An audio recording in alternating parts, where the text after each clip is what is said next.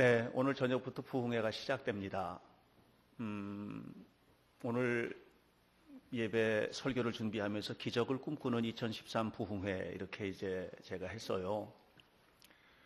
지난 주간에도 부흥회를 준비하는 말씀을 함께 나눴는데 사실 이번 부흥주간 오늘 저녁부터 시작을 해서 내일 새벽에 새벽 기도회는 월, 화, 수, 목, 금 이렇게 야베스 기도회가 진행이 됩니다. 우리 교회 교육공동체 아이들이 주관하는 특별한 새벽 기도회죠. 내일 새벽에는 초등학교 1, 2, 3학년 아이들이 나와서 사회도 보고 기도도 하고 특송도 하고 이렇게 할 겁니다. 초등학교 모레는 4, 5, 6학년 아이들이 새벽 기도회를 이끌어 갈 거예요. 목사님은 설교만 할 거고요. 글피는 우리 청소년 교회, 또 그 다음엔 청년 교회, 마지막 금요일 날은 공동체적 성만찬 이렇게 새벽 기도회가 진행이 됩니다. 오늘 저녁에는 제가 만난 적은 없습니다. 그런데 소개를 받았어요. 이분이 공부하고 또 현장에 나가서 일을 하는 과정에서 겪었던 일들이 굉장히 은혜가 될 거라고. 서울대학교 불문과 교수인데 고등학교 교사를 하다가 프랑스에 가서 제일 유명한 대학이죠. 소르본느에서 불문학을 전공하고 돌아와서 서울대 교수가 된 사람이에요. 성도들에게, 아이들에게 꿈과 희망을 주는 그런 간증과 예배가 되리라고 생각을 해요. 내일 낮에는 없어요. 내일 낮에는 없고 내일 저녁부터 그 다음 날 화요일 날 아침, 점심, 저녁, 그 다음 날 수요일 날 아침, 새벽, 낮, 밤 이렇게 이제 집회가 진행되는 기간에는 조성돈 목사님이 독일에서의 목회 경험과 또 한국에 돌아와서 사역자로서 현장 경험, 그 다음에 교육자로서의 경험 이런 모든 것들을 종합해서 교회와 성도의 영광과 기적의 체험이 무엇인지를 우리에게 알려줄 거예요. 그리고 월요일하고 목요일, 금요일 새벽은 제가 인도해요. 이번 부흥회가 여러분 가슴 속에 있었던 그 삶의 문제들을 해결하고 또 그리스도인으로서 산다는 것이 무엇인지 이 그리스도인의 정체성을 건강하게 회복하고 또 뿐만 아니라 기적을 경험하는 축복의 집회가 되기를 간절히 축원합니다. 어떤 한 노인이 전도를 하는데요. 젊은이가 찾아와서 그에게 깐족거리는 거예요. 할아버지, 성경을 정말 믿으세요? 그럼 성경 안에 있는 것은 다 진실이라네. 그러면 할아버지, 성경을 보면 예수님이 물로 포도주를 만든 거 있잖아요. 그게 진짜 있었던 일일까요? 그건 분명히 사실이라네. 그랬더니 얘기합니다. 만약에 정말로 내 눈앞에서 물이 포도주로 바뀌는 것을 보여주면 내가 믿을게요. 할아버지가 말합니다. 그러면 정말로 믿겠나? 네, 정말로 믿을게요. 그랬더니 이 할아버지가 자네 저 건너편 마을에 가서 거기서 혹시 집시 스미스라는 사람이 누군지 여러분 아십니까? 하고 물어보라고. 그러면 그 집시 스미스에 대해서 알려줄 것이라네. 그는 지독한 알코올 중독자였고 동네를 흐리게 만드는 사람이었고 온갖 나쁜 짓을 하는 사기꾼이었고 그런 사람이었다고 알려줄 거야. 그리고 또 물어보게. 그가 지금 어디에 있습니까? 이렇게. 그러면 그들이 또 알려줄 거네. 그는 세상에서 가장 행복한 사람이 되었다고. 바로 내가 그 사람이라네. 이것은 물로 포도주를 만드는 예수의 기적이 아니었다면 나 같은 사람이 이렇게 변화를 경험하고 하나님의 사람으로 살 수는 없었을 거야 하고 이야기를 해줬다고 합니다. 한 사람의 삶의 변화, 어떤 사람이 육신적으로 너무나 고통스러운 질병 속에 있었다가 그 질병이 치유되는 기적, 경제적으로 완전히 무너졌던 사람이 다시 재기해서 일어서서 놀라운 성취를 경험하는 이 경제적인 회복의 경험, 가정 안에서 인간관계의 깨어짐이나 난타된 고통스러운 이런 현장에 있던 가정이 다시금 일어서서 회복되는 이런 아름다운 사랑의 회복의 경험들, 그 속에는 기적이 있습니다. 그 기적은 예수께서 이루어내시는 기적입니다. 저는 이번 부흥회 기간 동안에 여러분들이 이런 아름다운 기적들을 경험하시고 간증하는 그런 특별한 기회가 되기를 주님의 이름으로 간절히 축원합니다. 성경은 우리에게 믿음이 뭐냐에 대해서 알려줍니다. 믿음이란 뭘까? 믿음은 일상 속에서 하나님의 손길을 경험하는, 기적을 경험하는 일이라고 생각합니다. 그래서 예수님을 만나러 왔던 수많은 사람들 중에서 질병이 치유된 사람이든 삶의 의미를 잃었던 사람이 다시 회복된 삭개오와 같은 경험의 사람이든 아니면 죽었던 사람이 다시 살아나는 경험이든 그런 모든 경험을 뚫고 지나가는 핵심적인, 이 모든 경험을 뚫고 지나가는 아주 핵심적인 가치를 이렇게 말했습니다. 믿음이 너를 그렇게 하였다. 네 믿음이 너를 구원하였다. 네 믿음이 너를 살렸다. 네 믿음이 네 눈을 뜨게 했다. 네 믿음이 너를 변화시켰다. 믿음이 너를 그렇게 했다. 믿음이거든요. 그래서 저는 정말로 하나님께서 주시는 이 신앙의 역사, 이 거룩한 역사 속에는 일상생활 속에서 하나님의 초월을 경험하는 이 기적과 같은 일들이 이루어지게 되는 것이라고 저는 확신합니다. 이성적으로 해결할 수 없는, 내 머릿속으로 해결이 안 돼. 내 머릿속으로는 이해가 안 돼. 내 머릿속으로는 용납이 안 돼. 그런데 그런 사건들이 용납되고 이해되고 일어나고 기적과 같이 나타나는 이런 현장에는 뭐냐면 예수께서 그 안에 계신 거예요. 그래서 저는 이번 부흥회가 거룩하신 주님을 만나는 특별한 부흥회가 되었으면 좋겠어요. 그래서 여러분의 일상생활 속에서 기적을 경험하는 축복된 자리가 되기를 주님의 이름으로 간절히 축원합니다. 이 일을 저는 오늘 본문에 나오는 한 사람을 통해서 여러분들과 함께 묵상하고 싶어요. 오늘 성경 본문에는 10명의 문둥병자의 이야기가 나와요. 그리고 이 10명의 문둥병자가 치유되는 그런 기적의 경험이 나와요. 그리고 그 사람 중에, 그 10명 중에서 한 사람이 갑자기 쑥 올라와요. 그리고 이 한 사람이 얼마나 놀라운 일을 기적과 같이 경험했는지에 대한 그런 이야기를 하고 있어요. 이 한 사람의 경험이 오늘 우리 모두의 경험이 되려면 이 한 사람의 문둥병자가, 이 10명 가운데 독특한 이 한 사람의 문둥병자가 어떤 삶을 살았는지, 어떻게 그가 주님을 새롭게 만났는지, 그리고 기적을 경험했는지에 대한 이야기를 묵상할 필요가 있어요. 이 한 사람의 이 놀라운 기적의 경험은 세 가지 원인을 통해서 나타나요. 그 첫 번째가 뭐냐면 그가 가지고 있던 믿음이에요.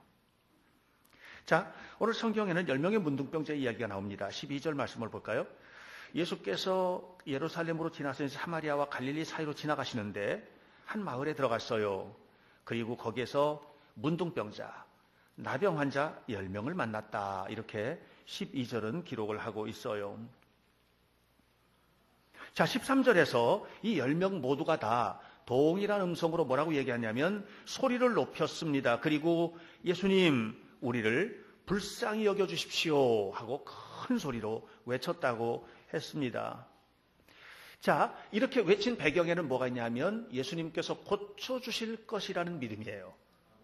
예수님께서 고쳐주실 것이라는 믿음을 10명 모두가 가지고 있었어요. 그래서 한 목소리로 소리 높여서 예수님께 부르짖어 외쳤던 거예요. 그리고 14절을 보면 예수님께서 말씀하십니다. 가서 제사장에게 너희 몸을 보여라. 이 말이 무슨 말이냐 하면 옛날에 이 성서시대의 제사장의 역할은 단순히 종교 지도자일 뿐만 아니라 이 사회의 모든 것을 옳고 그름을 판단해 줄 뿐만 아니라 그리고 병자의 병 낫고 또 고침받았고 하는 이런 모든 과정에서 판단을 해주는 기준을 제공하는 그런 사람이기도 했어요. 문둥병자는요, 제사장에 의해서 네가 병이 이제 낫어 이렇게 판단되면 동네 들어와서 살 수 있어요. 그러나 그 평가, 그 판단을 받지 못하면 그는 동네 사람들과 함께 살 수 있는 사람이 아닌 거예요. 그러니까 제사장에게 가라는 거예요. 그런데 문둥병자가 문둥병을 가진 채로 제사장에게 나타나면 그건 돌에 맞아 죽어요. 그러니까 이 10명은요, 돌에 맞아 죽을 각오를 하고 제사장에 가는 겁니다. 온몸에 문둥병이 있는데 제사장에게 가는 겁니다. 뭐 하나만 믿고 가는 거예요? 예수님께서 가라 하시니 가는 거예요. 믿음이에요. 예수님께서 나를 고쳐주세요 하고 외친 것도 믿음이에요. 예수님 말씀대로 제사장에게 가는 것도 믿음의 표현이에요. 그래서 그들은 믿음으로 깨끗함을 받았어요. 14절 맨 끝에 그들이 가다가 깨끗함을 받은지라. 믿음으로 깨끗함을 받았어요. 자, 여기서 반전의 드라마가 시작돼요. 그런데 깨끗함을 받은 사람 중에 한 사람이 15절에 한 사람이 자기가 낳은 것을 보았어요. 자기가 낳은 것을 알고 그렇게 말하지 않아요. 자기가 낳은 것을 봤어요. 온몸에 이렇게 진물이 흐르고 했던 이 모든 것들이 다 나아진 것을 봤어요. 확인했어요. 그리고 예수님께로 되돌아온 거예요. 이때 예수님께서 칭찬하십니다. 19절에 네 믿음이 너를 구원하였느니라. 이렇게 예수님께서 말씀하고 계시는 것을 보게 됩니다. 저는 이 한 사람의 독특한 믿음의 과정을 집중해서 보게 됩니다. 이 10명이 동등한 믿음을 가지고 있었어요. 그 믿음은 뭐냐면 내가 문제가 있고요. 이 문제를 예수님 해결해 주세요라고 하는 이런 요청이에요. 이건 10명 모두에게 있었던 그 믿음의 표현, 출발점이에요. 나에게 문제가 있는데 이 문제 해결해 주세요. 자, 여러분, 우리가 신앙생활을 시작을 할 때 대부분의 신앙인들이 가지고 있는 신앙의 출발은 뭐냐면 나 힘든데 예수 믿으면 해결될 거야. 나 병들었는데 예수 믿으면 고쳐질 거야. 나 너무 고통스러운데 예수 안에서 이 고통이 좀 없어졌으면 좋겠어 라고 하는 그 중심에는 뭐가 있냐 하면 예수님이 계신 게 아니에요. 내 문제가 있어요. 내 문제가 중심을 자리 잡고 있어요. 이 10명이 이 문제를 예수님의 은혜로 다 해결받은 거예요. 할렐루야. 해결을 받은 거예요. 놀랍지요? 뭘로? 그들이 믿음으로 접근했고 그 믿음 때문에 해결받았어요. 그런데 여기서 중요한 것이 있어요. 한 명은 이 믿음의 중심이 전혀 다른 쪽으로 바뀌어지고 있어요. 그건 뭐냐면 내 문제의 해결에 집중했던 그가 내 문제가 해결되는 보는 바로 그 순간에 10명은 내 문제가 해결된 것을 기쁘고 즐겁게 누리고 즐기는 쪽으로 갔어요. 그런데 이 한 명은 이 문제가 해결된 원인이 어디 있느냐 이걸 보게 된 거예요. 그건 뭐예요? 예수님께서 하셨다는 것을 알게 된 거죠. 그래서 그 순간에 그의 믿음의 중심추가 나에게서 예수님에게로 완전히 바뀌어지고 있는 것을 봅니다. 여러분, 믿음이라는 것은 뭐냐면 내 문제를 해결하는 데 집중하는 게 아니에요. 믿음이라는 것은 뭐냐면 하나님을 바라보는 것이에요. 내 삶의 모든 부분에 있어서 내 삶을 이끌어 가시는 분, 내 삶을 이기게 하시는 분, 내 삶에 치유하시는 분, 영광을 받으실 바로 그분을 바라보는 것. 그것이 바로 믿음인 거죠. 예수님께서 그를 칭찬하신 거예요. 그리고 그를 복되다 하셨어요. 그리고 말씀하셨어요. 네 믿음이 너를 구원하였다. 여러분 보세요. 10명의 문둥병 가운데 9명은 기적을 경험했어요. 무슨 기적이에요? 자기 몸의 문둥병이 치료되는 거예요. 문제가 해결되는 기적을 경험했어요. 이것도 놀라운 거예요. 그런데 이 한 명은 그 기적을 뛰어넘는 기적을 경험하고 있어요. 뭐냐면 삶의 모든 부분에 하나님의 구원의 은혜를 경험하기 시작해요. 이제는 몸뚱아리만 치유되는 게 아니에요. 그가 살고 있는 모든 환경에서 주님께서 구원하시는 구원의 은혜를 경험하게 되는 거예요. 전인적인 구원의 경험이에요. 삶의 모든 부분, 지금부터 죽는 그날까지 날마다의 삶의 시간 속에서 내가 살고 있는 내 삶의 모든 환경 속에서 내가 가는 모든 방향 속에서 내가 만나는 모든 사람들과의 관계 속에서 뭐예요? 주님의 은총을 경험하고 나누는 이 일이 시작된 거예요. 얼마나 놀라워요? 기적이죠. 기적이 일어난 거예요. 일회적인 기적이 아니에요. 유일회적인 한 번의 기적으로 몸이 나은 것이 아니에요. 그것을 뛰어넘어서 내 삶의 모든 부분에 날마다 주님의 기적을 경험하는 삶으로 나아가게 된 거예요. 뭐 때문이에요? 믿음 때문이에요. 이게 진짜 믿음이에요. 니체라고 독일의 유명한 신학자죠. 예수 믿는 사람들에 대해서 비판적인 시각을 가지고 접근했던 그런 사람이에요. 니체가 예수 믿는 사람들의 믿음을 뭐라고 그러냐면 기독교인들의 믿음은 지팡이에 불과하다. 그렇게 평가 내렸어요. 지팡이 뭐예요? 다리 골절상을 입은 사람이 있어요. 다리가 부러졌어요. 이 사람에게 뭐가 필요해요? 지팡이가 필요해요. 그래서 지팡이 짚고 다니는 거예요. 언제까지 짚고 다닐까요? 부러진 다리가 회복되면 그 다음에 지팡이 어떻게 해요? 버리는 거예요. 더 이상은 지팡이가 필요 없어요. 다리도 고쳐졌는데 그 지팡이 왜 필요해요? 우리 예수님을 그렇게 믿고 다니는 건 아닌가? 예수님이 필요한 이유가 뭐야? 내 문제 때문이야. 내 문제만 해결되면 그 다음에는 예수님 그렇게 문제가 해결될 때까지는 그렇게 기도했어요. 문제가 해결될 때까지 그렇게 예배했어요. 문제가 해결될 때까지 너무 간절한 마음으로 하나님을 바라봤어요. 문제 해결되고 나니까 학교 종이 땡땡땡 끝났어요. 그렇게 기도하던 기도가 끝났어요. 그렇게 사모하던 그런 사모하는 마음이 끝났어요. 예배가 게을러졌어요. 하나님 앞에 헌신하는 헌신의 정신이 해이해졌어요. 그래서 니체는 정확하게도 기독교인들이 가지고 있는 믿음이라는 것은 다리 부러진 사람에게 필요한 지팡이 정도밖에 안 되는 것 같더라. 문제 해결되면 지팡이 버리듯 예수 버리더라. 오늘 우리들의 믿음은 어때야만 할 것인지.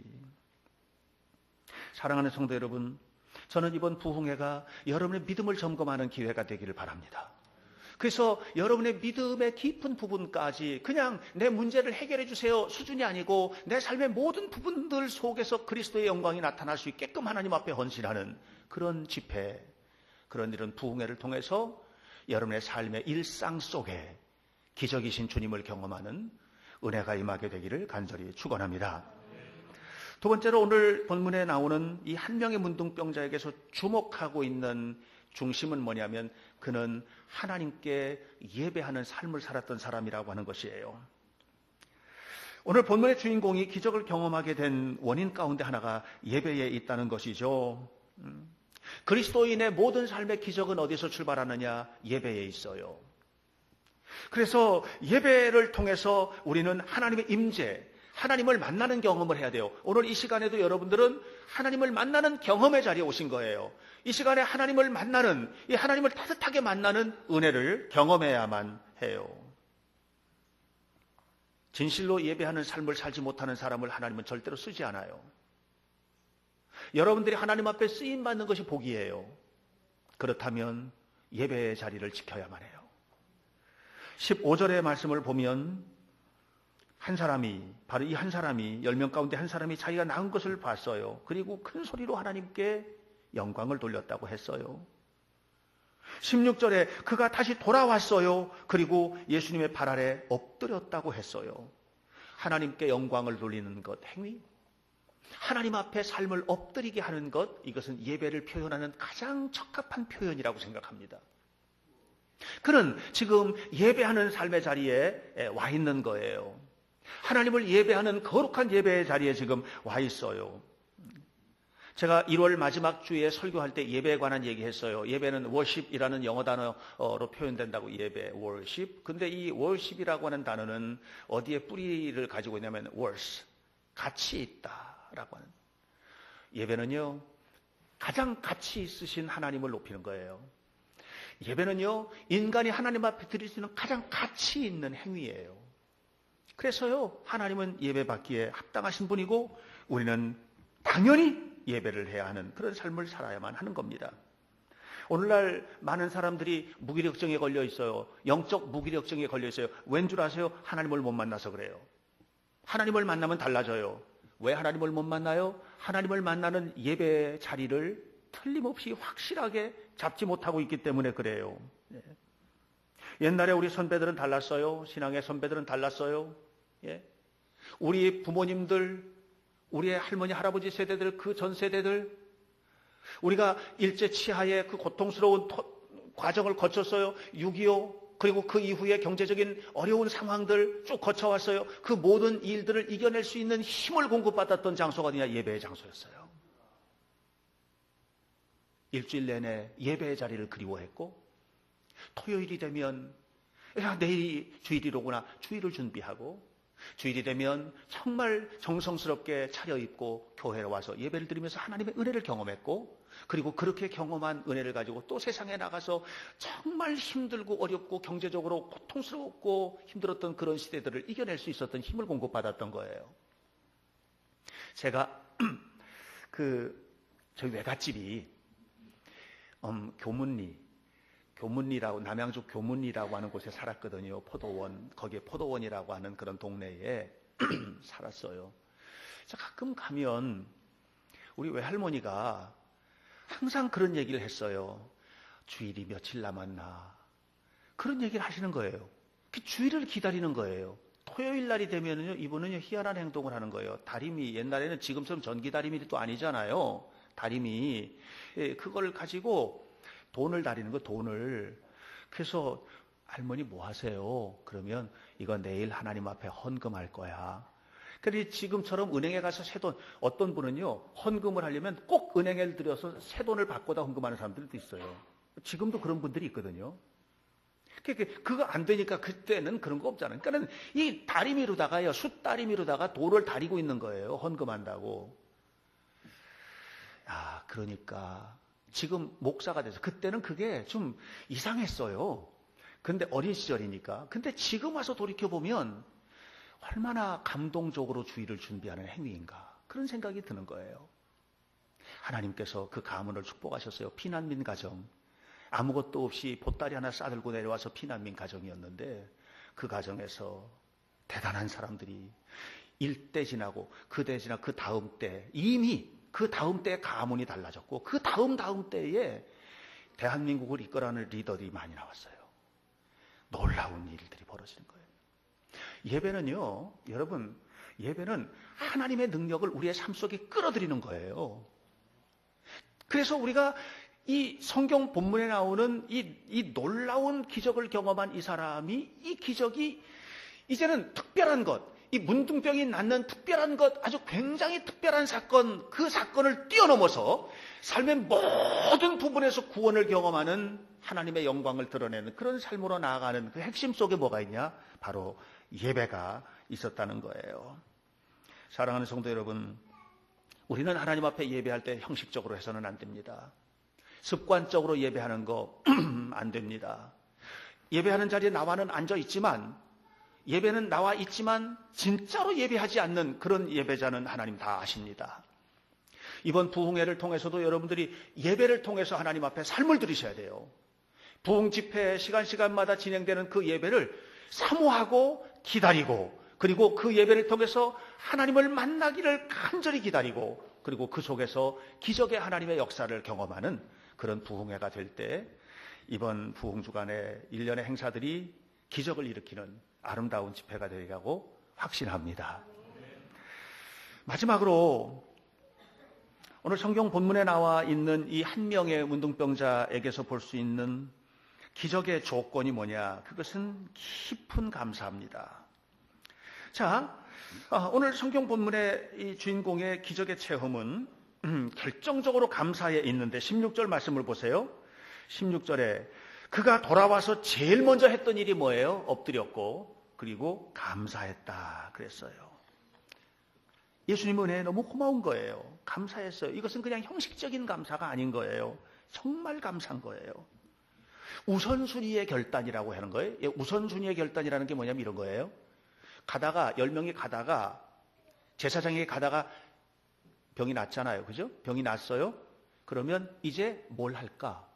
빨리 제사장에게 가서 내 몸을 확인하고, 그래서 너 이제 병 완전히 나았으니까 네 집에 돌아가서 살아도 돼 라고 하는 것이 먼저 떠올랐을 거예요, 아마. 그런데 이 사람은요, 내 몸이 나은 것을 제사장에게 확인하는 일이 먼저가 아니었어요. 이 몸을 치유하신 주님께 감사하는 일이 먼저였어요. 다시 말하면 우선순위가 달랐던 거예요. 우선순위가 내가 아닌 거예요. 주님께 대한 감사인 거예요. 여러분의 일상생활 속에서 이루어지는 일들 속에서 우선순위를 감사해 두는 삶을 산다면 기적이 일상이 될 거라고 저는 확신합니다. 예. 고침받은 즉시 와서 자기의 삶을 고백한 거예요. 감사는 두 가지 종류가 있어요. 하나는 뭐냐면 당연히 감사할 것을 감사하는 거 있어요. 감사할 조건이 왔어요. 그러니까 너무 고마운 거예요. 감사하는 거예요. 이게 감사예요. 그러나 또 한 가지는 뭐냐면 감사할 조건이 아니에요. 도대체 감사할 조건이 아닌데 그 감사할 수 없는 그런 조건조차도 감사하는 사람이 있어요. 자, 보세요.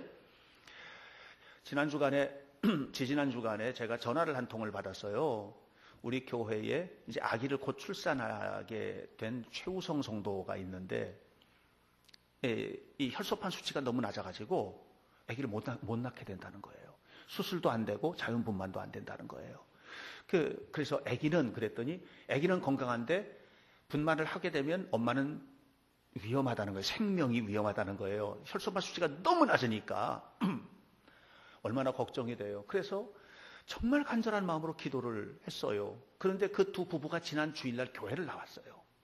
그래서 밑에서 기도를 했어요. 머리에 손을 얹고, 하나님, 우리 최우성 성도가 아기를 낳는데 하나님께서 축복하셔서 아기를 쑥 낳게 해주세요. 그랬어요. 쑥 낳게 해주세요.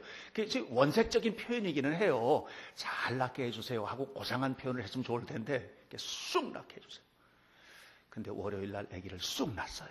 예. 얼마나 고마워요. 그러니까 그 남편 임채성 성도가 저에게 맛있는 과일을 한 박스 사들고 왔어요. 그리고 목사님 감사합니다. 아기를 잘 낳았습니다. 하고 있어요. 감사할 조건이 됐어요. 그래서 감사한 거잖아요. 지난 주간에 오천교회에서 있었던 일이에요. 월요일 날 저녁에 집회가 있는데 여선교회 자체 집회가 있대요. 월요일, 화요일 날. 그런데 그걸 이제 오천교회 이종목 목사가 그걸 준비를 하고 있는데, 그런데 오천교회에서 제일 연세 많이 드신 선교회, 베드로 선교회가 있는데 이 부부가 함께 이제 친목 모임을 하는데 그날 모임을 갖고 저녁 때 모이기로 이렇게 한 거예요. 그래서 목사님에게 목사님 오셔서 저녁 식사하시고 우리 위해서 축복해 주시고 해주세요. 그랬는데 이종목 목사가 하는 얘기가 오늘 저녁부터 여선교회 집회가 있어서 준비 때문에 제가 가기가 어렵습니다. 그랬대요. 근데 그 권사님이 또 전화를 한 거예요. 한참 있다가 목사님 꼭 오셨으면 좋겠어요. 그래서 더 거절하기가 어려워서 갔대요. 갔더니 15 부부가 모였는데 이제 혼자 되신 분들도 있고 뭐 이렇게 모였는데 너무 행복하게 식사하고 너무너무 맛있게 음식 먹고 예배하고 그리고 윷놀이도 하고 그렇게 하게 하고 이제 왔대. 오는데 그 권사님이 집에서 담근 감주를 한 병을 주고 그 다음에 집에서 닭이 낳은 진짜 계란 있죠? 유정란 그거를 한 판을 해서 줬대요. 그래서 그걸 이제 가지고 왔는데 그 다음날 이분들이 자녀들이 연세 드신 분들이 이제 농사도 짓고 소일 하시라고 큰 땅을 사가지고 이렇게 줬는데 그 땅이 뭐 어디래나 뭐 어디에 있대요. 사읍리인가 어디에 그 땅이 있는데 거기 가서 이제 봄철 준비하느라고 하고 차를 타고 오는데 샛길에서 이렇게 나오는데 큰 덤프 트럭이 쉥 가다 이 조그만 차를 못 보고 받아버렸어요. 그래서 그 옆에 계시던 80세 되신 권사님, 여자 권사님은 그 자리에서 돌아가시고, 그리고 남편 권사님하고 아들하고는 뒤에 타고 있다가 크게 다치고, 그래가지고 병원에 입원을 한 거예요. 얼마나 놀랬겠어요. 어제까지 멀쩡하게 그 권사님네 집에서 파티를 하고 그 권사님이 감주 담아주고 계란 주고 그래서 가져왔는데 그분이 그냥 하루 사이에 다른 사람이 돼버리고 마른 거예요. 너무 고통스럽죠. 경황 중에 이제 갔는데 그래더래요. 병원에 입원해 있는 그 남자 권사님이 하나님의 뜻이 뭔지 알 수 없지만 뜻이 있겠죠. 이렇게. 감사할 수 있는 환경이 아니잖아요. 그게 어떻게 그렇게 고마워요. 하나님의 뜻이니까요. 어떻게 그 얘기해요? 못해요. 그 순간에. 원망해야죠. 내가 평생을 예수 믿고 평생을 이렇게 살았는데 어떻게 이런 일이 있을 수 있습니까? 하고 원망해야죠. 어떻게 그 속에서 하나님의 뜻이 나오고 감사가 나와요? 못 나오죠. 그런데 그 입에서 그게 나오는 거예요. 그 미국의 스퀀토, 리멤버 스퀀토를 기억하자라는 그런 운동이 있대요. 이 스퀀토라는 사람이 누구냐면, 여러분, 미국의 청교도들이 오기 전에 10년쯤 전에 영국의 상선들이 그 자리에 와가지고요, 인디언들을 잡아다가 팔았대요, 유럽에. 그 중에 한 사람이 스퀀토라는 청년이 스페인에 팔려간 거예요. 인디언인데 팔려간 거예요. 팔려서 스페인에 팔려갔는데 거기 어디로 갔냐면은 어느 성당의 신부, 사제에게 심부름하는 그런 종으로, 노예로 팔려가게 된 거예요. 거기에서 예수님을 믿게 된 거예요, 이 사람이. 그런데 그런 과정 속에서 예수를 믿으면서 그가 3가지 기도를 한 거예요. 첫 번째 기도 뭐냐면 고향으로 돌아가고 싶어요. 두 번째 기도, 그 고향, 내가 살던 그 고향 땅도 여기처럼 이렇게 잘 사는 나라 만들고 싶어요. 세 번째, 아무도 원망하지 않게 해주세요. 그리고 늘 감사만 하게 해주세요. 그렇게 기도를 한 거예요. 어느 날 이 사람이 사제에게 내가 영국에 가고 싶어요. 왜냐하면 영국을 가야 고향 땅 가기가 편할 것 같아. 그래서 이 사제가 보내줬어요. 영국에서 살면서 영어를 익히고 거기서 또 일을 하다가 어떤 기회에 다시 고향 땅으로 올 수 있는 기회를, 고향에 와서 10년 만에 고향 땅으로 돌아온 거예요. 왔더니 완전히 폐허가 됐고요. 사람이 남아있는 사람이 몇 없어요.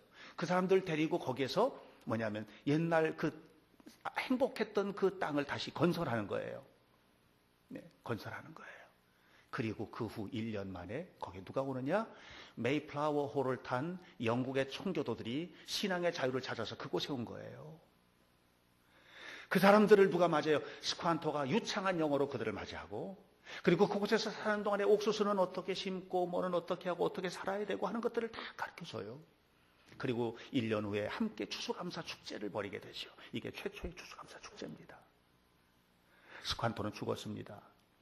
그런데 그가 그렇게 감사하면서 청교도들을 맞이하고 나를 잡아갔던 그 종족들을 오히려 환대하면서 행복한 삶의 나라를 만들어가고 했던 그 이후에 그 나라가 어떻게 됐어요? 오늘의 미국이 된 거예요. 그의 꿈대로 고향으로 돌아갔고, 그의 꿈대로 그 나라는 세계에서 가장 잘 사는 나라를 만들었고, 그의 꿈대로 그가 생각했던 감사의 표현, 하나님 나는 늘 감사해요 하고 말했던 그 감사가 고향으로 돌아오는 기적, 고향을 위대한 나라로 만드는 기적을 만들어낸 거예요.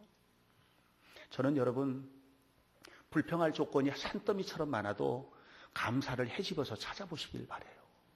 거기에서 기적이 나타나는 거예요. 이번 부흥회, 한 주간 동안의 부흥회를 쭉 하면서 감사가 샘물처럼 솟아나는 그런 집회가 되었으면 좋겠어요. 이번 한 주간 동안의 부흥회, 여러분의 믿음이 점검되길 바라요.